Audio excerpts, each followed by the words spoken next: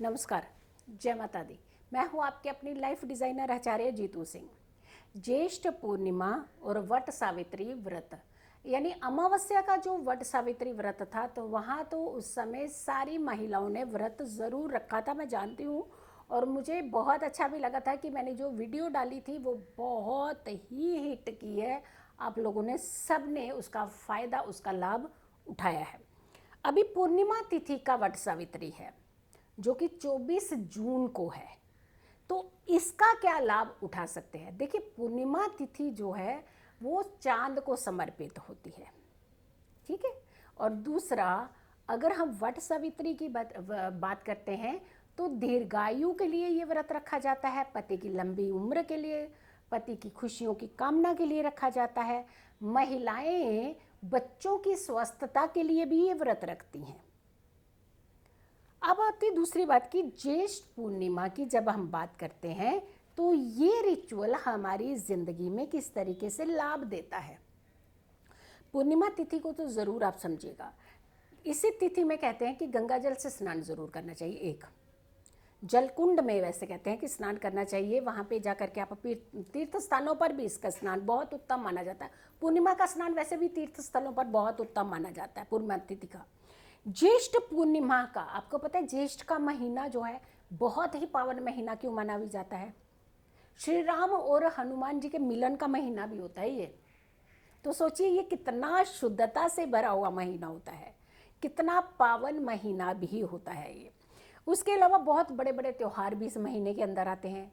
इसी महीने में आपकी निर्जला एकादशी भी आती है।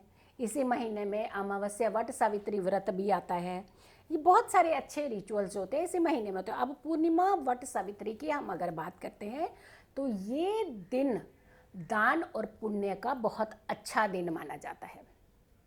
सुहागिनी स्त्रियाँ इसमें दिन भी व्रत रखती हैं, इस दिन भी बहुत सारी पूजा पाठ करती हैं। चांद को अर्घ देने की प्रथा है, इसी दिन चांद को अर्घ देना बहुत उत्तम माना जाता है। और अपने घर में सुख शांति की कामना करते हुए अगर हम ये व्रत रखते हैं तो ये बहुत ही फलदायी व्रत होता है। तिथि को समझिएगा कि तिथि किस समय शुरू हो रही है और किस समय समाप्त हो रही है, क्योंकि गुरुवार का दिन है और गुरुवार को ये तिथि पड़ रही है। ज्येष्ठ महीने की ये तिथि है और ज्येष्ठ माह का ये अंतिम दिन, आखिरी दिन भी होता है। बड़ा पावन दिन होता है, इसलिए कहते हैं कि ये वाला जो स्नान होता है ये बड़े उत्तम स्नान माना जाता है। अगर पूरे महीने में आप बहुत सारी रिचुअल नहीं कर पाए हैं तो पूर्णिमा की तिथि का सूर्योदय से पहले का स्नान ले लीजिए, गंगा जल डाल करके स्नान लीजिए, तो भी आपको बहुत लाभ होता है, बहुत फ़ायदा मिलता है। ज्येष्ठ पूर्णिमा तिथि जो शुरू हो रही है वो 24 तारीख की ही सुबह सुबह शुरू हो रही है, क्योंकि 24 तारीख का आपका ज्येष्ठ पूर्णिमा का व्रत है, लेकिन 24 को ही तिथि शुरू हो रही है। अब कितने बजे हो रही है? सुबह सुबह अर्ली मॉर्निंग 3:32 पर आपके ब्रह्म मुहूर्त के टाइम पर ये तिथि स्टार्ट हो रही है। तो आपने सोए नहीं रहना है, ये ब्रह्म मुहूर्त में उठने का टाइम ज़्यादा बेटर है। और पूर्णिमा तिथि पर सोचिए, अगर आप उठते हैं तो पूरे महीने का फल पाएंगे आप। अगर आपने पूरे महीने नहीं आप उठ पाए हैं ना तो इस ब्रह्म मुहूर्त के टाइम पे, तो पूर्णिमा तिथि पर ज़रूर उठ जाइए। इसलिए हम आपको तिथि का समय भी बता रहे हैं और किस दिन शुरू हो रही है वो भी बता रहे हैं और इसकी महत्वता भी बता रहे हैं साथ साथ। 24 तारीख को अर्ली मॉर्निंग 3:32, तो 4 बजे उठ जाइएगा इस बार, नहा धो करके स्नान करके। उसके बाद अगर आराम भी करना चाहें तो कर सकते हैं, लेकिन उठ करके स्नान ले लीजिएगा। और ये पूर्णिमा तिथि जो समाप्त होगी ये किस समय होगी? ये 25 तारीख को अगेन मिडनाइट में, जैसे 24 आवर्स की बात करते हैं ना हम लोग, मिडनाइट रात के 12 बजे, जो साधारण लैंग्वेज में ये बोलते हैं कि 12:09 पर ये तिथि समाप्त हो जाएगी। तो जो आपका ये व्रत पड़ा पूर्णिमा का, ये वट सावित्री का व्रत पड़ा, वो पड़ा आपका 24 तारीख को। तो 25 तारीख को नहीं, 24 तारीख को आपने व्रत रखना है, क्योंकि सूर्य उदय से पहले 25 तारीख को तिथि समाप्त हो जाएगी। तो इसलिए आपका ये व्रत 24 तारीख को है। संकल्प लेना चाहिए जब भी ऐसे रिचुअल्स आते हैं, ऐसे पूजा पाठ का समय आता है, तो हमें अगर कोई संकल्प लेते हैं तो वो ज़रूर पूर्ण होता है। स्नान के टाइम पर आपने जो ज़्यादा ध्यान के, क्या होता है ना कि जब हम स्नान करते हैं तो हमारा मन विचलित होता है, कई बार कुछ कुछ थॉट्स सोच रहे होते हैं, नेगेटिव थॉट्स भी होते हैं कुछ लोगों को, लेकिन आपने सिर्फ और सिर्फ ओम नमः शिवाय का जाप करना है इस बार जब आप ब्रह्म मुहूर्त का स्नान ले रहे हो। और उसके बाद सूर्य देव की आराधना करनी है। सूर्य देव की आराधना का बहुत महत्व होता है किसी भी तिथि में, और ख़ास करके सूर्य उदय से पहले पहले आसपास का जो समय होता है, ब्रह्म मुहूर्त से लेकर के सूर्य उदय तक का समय बहुत पावन समय होता है। देव स्नान का समय भी होता है उस समय। तो आपने एक तो ओम नमः शिवाय का जाप करना है, दूसरा आपने सूर्य देव का ध्यान ज़रूर करना है, और सूर्य मंत्र को अगर आप जाप कर सकते हो तो वो भी कीजिए। हाँ, नहाने के बाद, स्नान के बाद आपने सूर्य को अर्घ ज़रूर देना है इस पूर्णिमा तिथि पर, इस अंतिम ज्येष्ठ महीने की तिथि पर, क्योंकि ये वट सावित्री का समय भी है और अंतिम तिथि भी है ज्येष्ठ महीने की, और साथ के साथ पूर्णिमा तिथि भी है। तो आपने ज़रूर सूर्य को अर्घ देना है। ब्राह्मणों को दान दक्षिणा देने का महत्व है, दान का महत्व है बहुत ज़्यादा। तो अन्न दान, वस्त्र दान, और अपनी श्रद्धा के अनुसार आप जो दान करना चाहते हैं, सहयोग देना चाहते हैं दूसरों का, तो ये समय बहुत ही उत्तम समय माना जाता है। इस समय ज़रूर ये दान प्रक्रिया करनी चाहिए।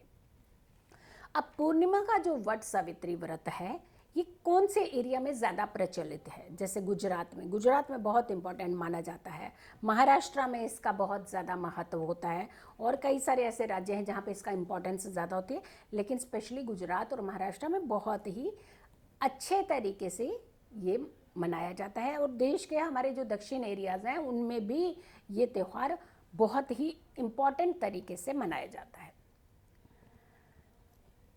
ऐसा माना जाता है कि अगर इस दिन आप किसी को भी कुछ खास दान देते हैं तो उसका लाभ आपको ज़्यादा मिलता है। अब खास दान में क्या होता है, आपने सुहाग की सामग्री दान नहीं करनी है, ये ध्यान रखिएगा। जो सुहागन महिलाएं हैं तो सुहाग की सामग्री दान में नहीं दीजिएगा। हम कई बार है ऐसे अनजाने में कुछ चीज़ें दे देते हैं कि जैसे घर में ही, हमारे घर में कोई लेडीज़ काम कर रही हैं तो हम क्या करते हैं, कुछ अपने सुहाग की चीज़ें उनको दे देते हैं। लेकिन ये ध्यान रखिएगा, पूर्णिमा तिथि पर, ज्येष्ठ पूर्णिमा तिथि, ज्येष्ठ महीने की अंतिम तिथि, इस पर आपने सुहाग का सामान नहीं देना है किसी को भी। और ख़ास करके यूज्ड सामान होता है वो तो वैसे भी नहीं देना चाहिए, लेकिन अगर देते हैं गलती से या आपको लगता है तो इस बार आप थोड़ा सा रुक जाइएगा, क्योंकि ये समय ठीक नहीं। पूर्णिमा का चांद का दर्शन ज़रूर करना चाहिए आपको, क्योंकि ये तिथि इतनी उत्तम तिथि मानी जाती है, इतना फ़ायदे की तिथि मानी जाती है कि कुछ लोगों को मानसिक परेशानियाँ ज़्यादा होती हैं, मेंटली डिस्टर्बेंस ज़्यादा होती है, डिप्रेशन होता है, मन विचलित होता है। और ख़ास करके कुछ लेडीज़ होती हैं जिन्हें मासिक धर्म में ज़्यादा प्रॉब्लम होती है, पीरियड्स के दौरान बहुत ज़्यादा प्रॉब्लम होती है। अगर कुछ लेडीज़ ऐसी प्रॉब्लम ज़्यादा फेस करते हैं तो उन्हें इस पूर्णिमा के चांद के दर्शन ज़रूर करने चाहिए। इनफैक्ट आपको बनी हुई खीर से अर्घ देना चाहिए, लेकिन अगर आप स्वस्थ हैं तो, वरना घर के दूसरे सदस्य ये उपाय कर सकते हैं। पूर्णिमा के चांद को आपने दर्शन भी करने हैं, आपने अर्घ भी देना है, और सुबह सूर्योदय से पहले स्नान भी करना है, सूर्य मंत्र के जाप भी करने हैं, सूर्य को अर्घ भी देना है, क्योंकि ये तिथि ऐसी है जहां आपको एक तरफ सूर्य को अर्घ देना है और दूसरी तरफ आपको चांद को भी अर्घ देना है। तो इसी तिथि के अंदर ही आपने ये दोनों कार्य करने हैं। तो आप देखिएगा, आपके लिए बहुत बड़ा चमत्कार जैसे कहते हैं ना साबित होता है। एक, आप ठीक रहेंगे, स्वस्थ रहेंगे, फिजिकली स्वस्थ रहेंगे, मेंटली भी आप स्वस्थ रहेंगे, और घर में सुख सुविधाएं, खुशियां भी बनी रहेंगी। अगर आप लोगों ने अभी तक मेरे चैनल को सब्सक्राइब नहीं किया है तो ज़रूर कीजिएगा, इस वीडियो को ज़रूर शेयर कीजिएगा, इनफैक्ट बहुत सारे लोगों तक इस वीडियो को ज़रूर पहुंचाएं। और साथ के साथ एक चीज़ का आपने ध्यान रखना है, पॉजिटिव रहना है।